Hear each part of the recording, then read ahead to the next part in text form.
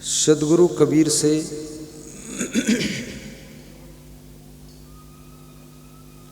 किसी भक्त ने प्रश्न पूछा है,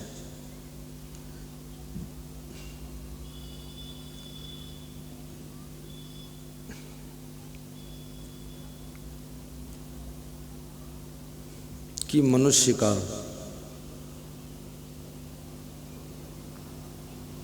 हितैषी कौन है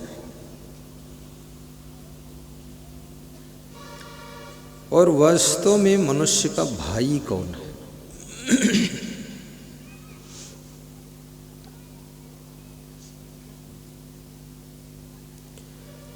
ऐसे तो एक सगा भाई होता है, दूसरा लगा भाई होता है, लाग लपेट का भाई है, लेकिन एक सगा भाई है।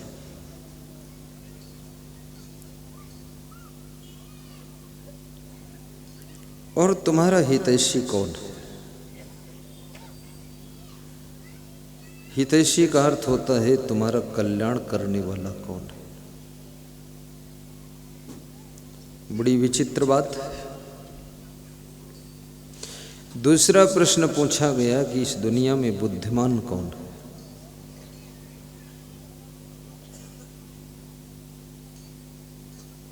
बड़ा मार्मिक है। ऐसे सामान्य रूप से आप सभी ये समझते हैं कि मैं बुद्धिमान हूं, आई एम इंटेलिजेंस, परंतु संत कबीर से ये बात पूछी गई कि बुद्धिमान कौन है।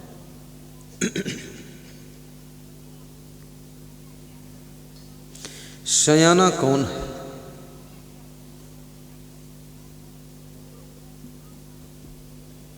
कबीर साहब इसका उत्तर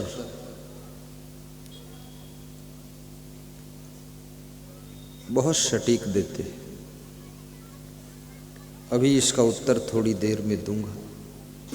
एक दूसरा प्रश्न, भगवान श्री कृष्ण का नाम आपने सुना होगा। ये वही श्री कृष्ण जिनके नेतृत्व में महाभारत युद्ध हुआ था। कुरुक्षेत्र आज हरियाणा प्रदेश में है। उस युद्ध के मैदान में अब सब मार्केट बन गया है। अब वहां पर युद्ध करने की जगह नहीं, मार्केट बना हुआ है। और ये महाभारत युद्ध एक पारिवारिक युद्ध था, कुटुंबी युद्ध था, घरेलू युद्ध था। ये कोई देश विदेश का युद्ध नहीं था, भाई भाई का युद्ध था। आज भी कितने घरों में भाई भाई में महाभारत चल रही है। अभी एक सज्जन मुझे मिले थे, बड़ौदा में, कह रहे थे मेरे दो भाइयों ने 90 बीघे जमीन लिया है, अब मुझे 20 बीघे दिया। मैंने संतोष कर लिया, नहीं तो महाभारत हो जाता। संतोष।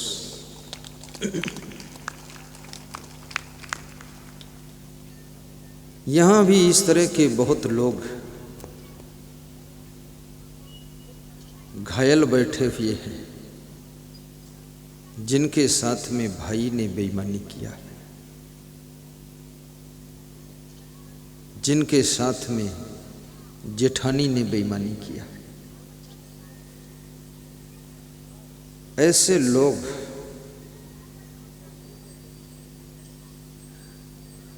बैठे हैं दिल के घाव छुपा करके। मैं हंसता हूं तो हंसते हैं, लेकिन अंदर घाव है कि यही हाल मेरा है।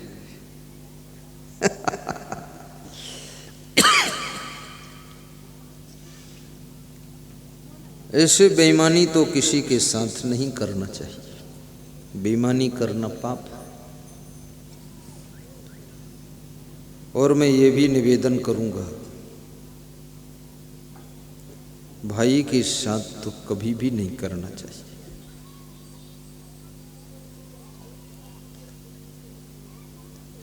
कितने माँ बाप ऐसे हैं जो अपने बेटों के दुखों से मारे हुए घायल पड़े। प्रॉपर्टी सब बेटों को मिल गई, माँ बाप सड़क पर आ गए। बेटे और बहू करोड़पति हो गए और माँ बाप रोडपति हो गए। रोडपति रोड पर घूम रहे, फिर भी मोह खत्म नहीं होता है। बेटा और बेटी माँ बाप को कितना ठुकरा दे, पर भीतर से मोह जाता नहीं। एक नवयुवक बालक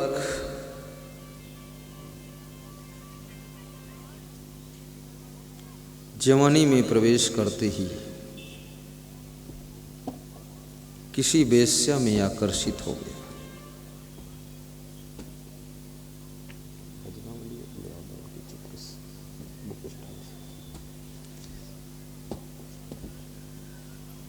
आकर्षण बड़ा खतरनाक होता है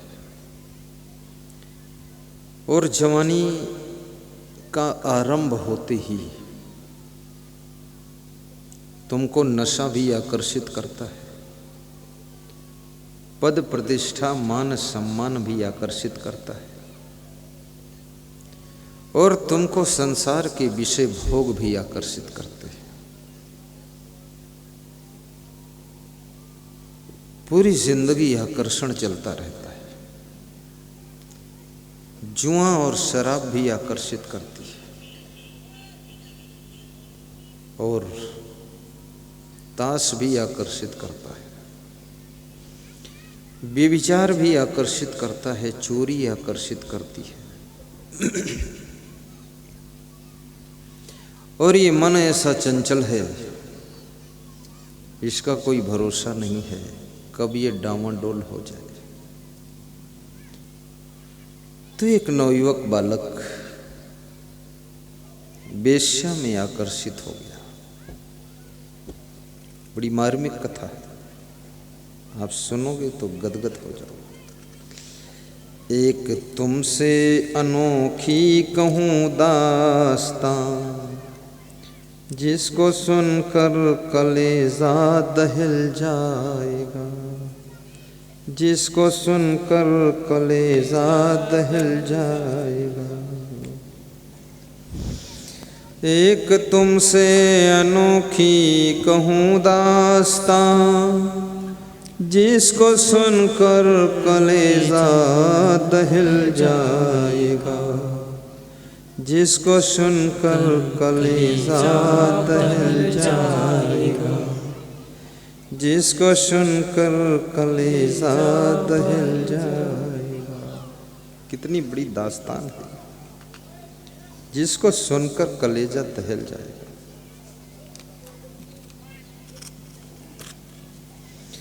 और कहीं भी जब तुम आकर्षित होते हो तो वहां तुमसे बहुत गलतियां होती हैं।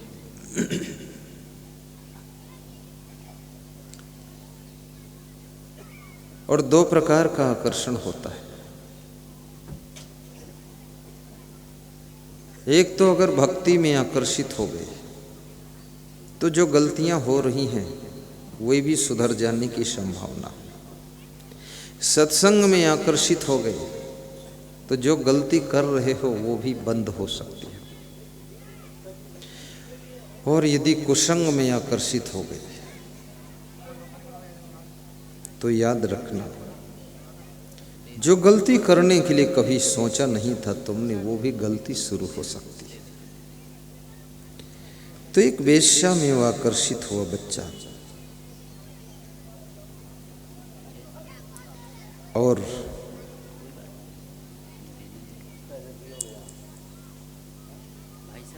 उसका आकर्षण इतना बढ़ गया कि रोज वेश्या के यहाँ जाता था। तो वेश्या ने एक दिन परीक्षा के लिए कहा कि मेरे यहाँ रोज आते हो, अगर तुमको हमसे ज़्यादा प्रेम है तो अपनी माँ का कलेजा लाकर मुझे दे दो।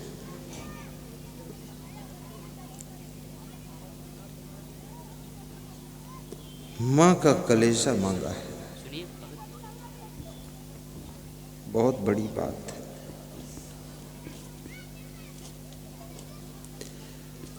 अब माँ, ये बालक भी तो माँ के कलेजे का ही टुकड़ा है, और वेश्या परीक्षा ले रही है कि यदि ये मुझे बहुत मानता है तो अपनी माँ का कलेजा लाएगा।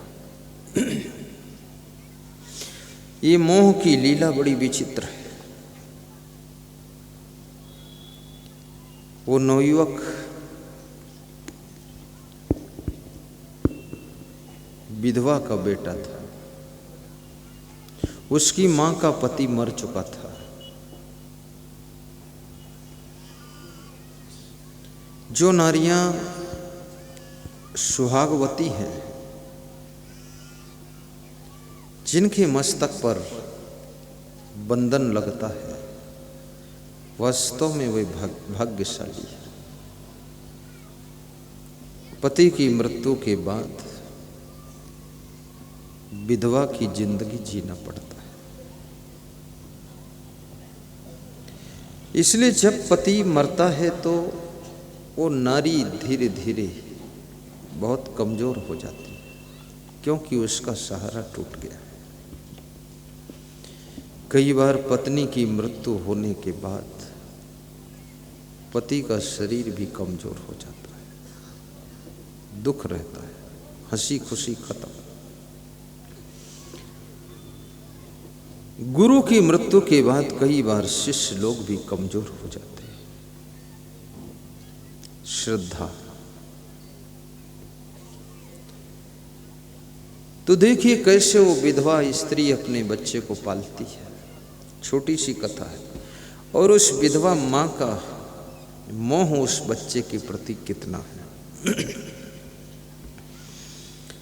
एक तुमसे अनोखी कहूँ दास्तां, दास्तां माने कहानी। एक तुमसे अनोखी कहूँ दास्तां,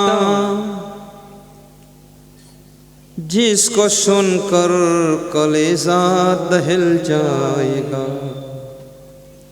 एक विधवा का बेटा अकेला ही था, करती सेवा किसी रोज पल जाएगा।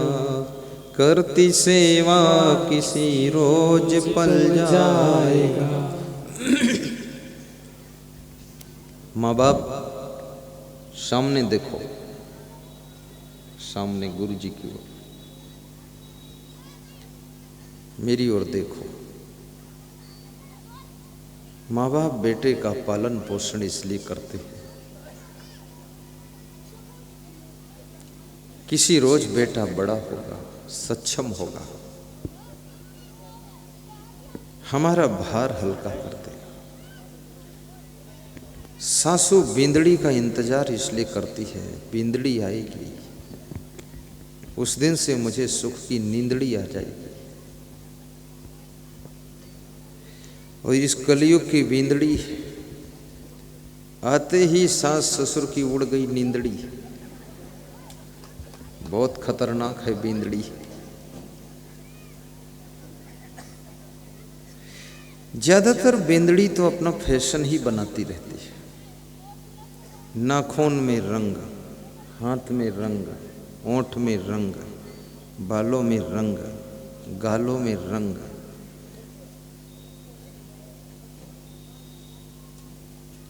सब जगह रंग लगाती रहती है। घर सब बेरंग हुआ जा रहा है, रंगा रंग हो रही है। और माताओं बहनों में एक सबसे बड़ी विशेषता ये है, ये जितनी मेहनत करती हैं अपने बाल सुधारने में, उतनी मेहनत अगर घर को सुधारने में कर दें तो घर स्वर्ग बन जाएगा।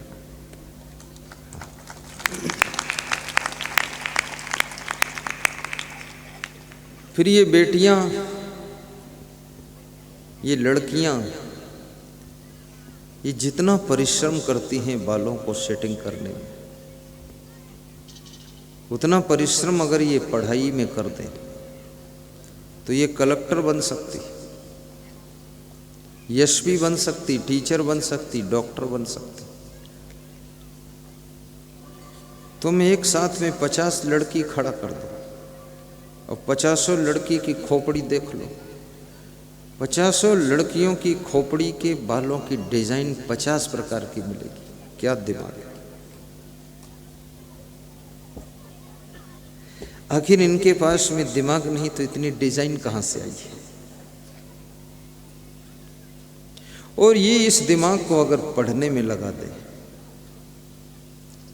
तो ये लड़कियों का भविष्य अच्छा हो सकता है।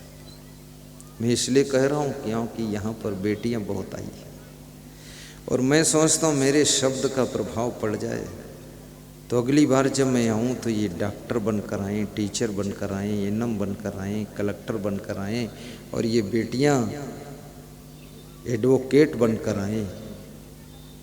खोपड़ी के बाल भले कम सेट हों लेकिन जिंदगी सेट हो जाए, ये काम करिए जरा।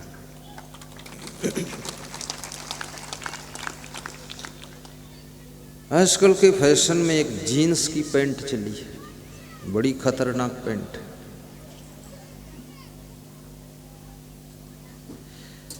वो जीन्स की पैंट नौयुवक लड़के भी पहनते हैं और नौजवान लड़कियां भी पहनती हैं और इतनी टाइट पैंट है कि उसको जब पहनते हैं तो बिस्तर पर लेट जाते, खींच खींच कर ऊपर चढ़ाते।